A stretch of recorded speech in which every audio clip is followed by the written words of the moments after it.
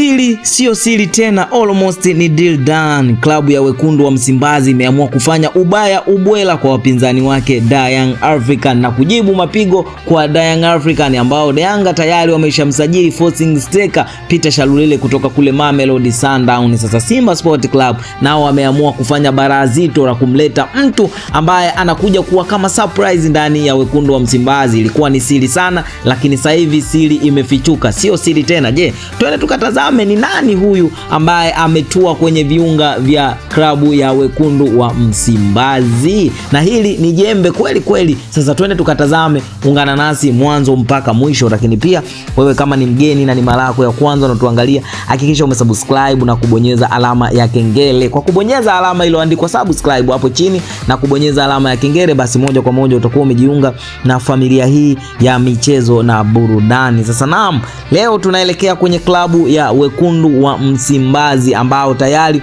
wameshaanza kujibu mapigo kuimarisha kikosi chake kuelekea msimu wa mashindano, msimu mpya wa 2026 2027, na hii yote ni baada ya kuona wapinzani wao ama watani wao wa jadi Young African ambao wameingia sokoni na kumshusha mshambuliaji hatari kutoka kule Mamelodi Peter Shalulile. Hivyo basi wekundu wa Msimbazi wamepata hasira nao kuingia sokoni kwenda kumshusha, na huyu si mwingine ni Fiston Kalala Mayele. Fiston Kalala Mayele almost ni deal done na wekundu wa Msimbazi, na tetesi zilikuwa zinaonesha kwamba Fiston Mayele anajiunga na wekundu wa Msimbazi, na kwa sasa Fiston Mayele ameshaaga kwenye klabu yake ya Pyramids. Mshambuliaji Fiston Mayele ameaga rasmi Pyramids baada ya kumaliza safari yake ya miaka 3 ndani ya klabu hiyo.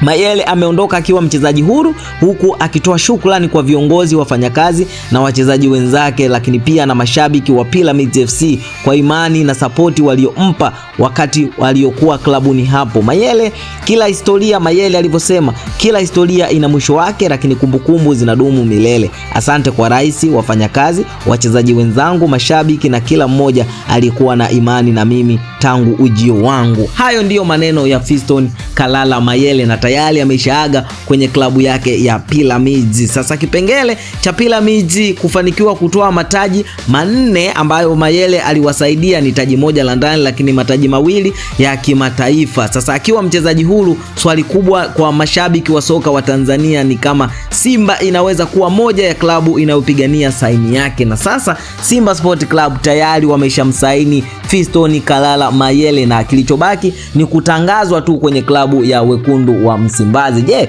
Fiston Kalala Mayele anatangazwa lini kwenye klabu ya wekundu wa Msimbazi? Taarifa zote hizi utazipata hapa hapa Tubone Media kwa kubonyeza alama iliyoandikwa subscribe hapo chini na kubonyeza alama ya kengele. Utakuwa umejiunga na familia hii ya michezo na burudani na utakuwa mtu wa kwanza kupata taarifa kutoka kwetu.